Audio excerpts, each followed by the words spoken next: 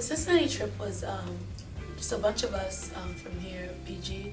We actually went down to Cincinnati and ministered, or you can say evangelized, the UC campus. You can see just it's the difference on campus. Like the atmosphere here is a little bit more close knit, and UC is like a city kind of college. So most people hadn't even heard about the 5 to 6 different church organizations on their campus. So it was great to just be able to talk to them about us starting a New Age campus, church there on their campus, and also talking to them about spirituality. So.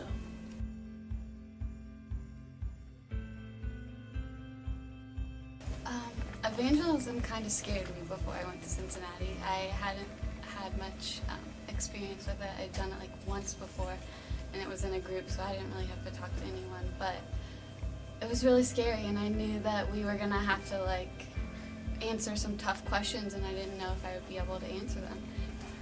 I got the chance to evangelize to some people over the summer when I was at LT, and I think more than anything, that experience just opened my eyes and my heart to how many lost people there are out there who don't know about God and who just really need to hear that message.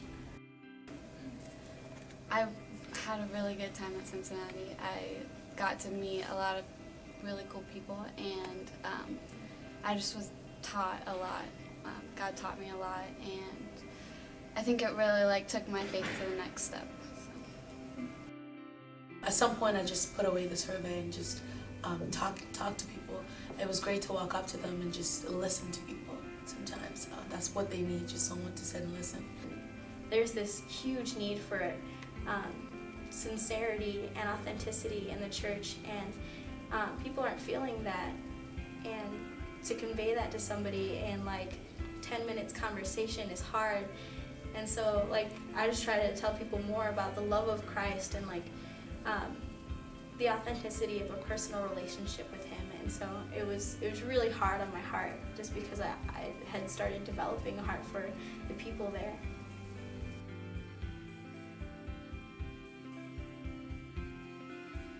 You know, I think the number one thing that stops people from evangelizing is fear, and I don't know if it's fear of rejection or just fear of talking with people.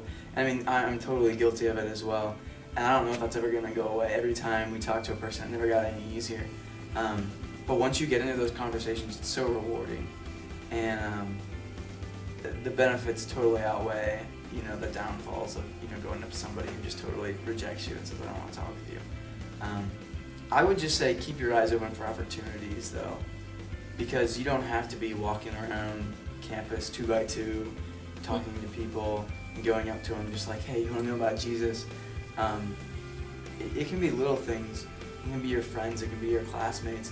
I would just say let your hearts be open to the opportunity, because any question can lead to a great conversation. You just got to be willing to listen and be ready to react, and have your heart open to share to them.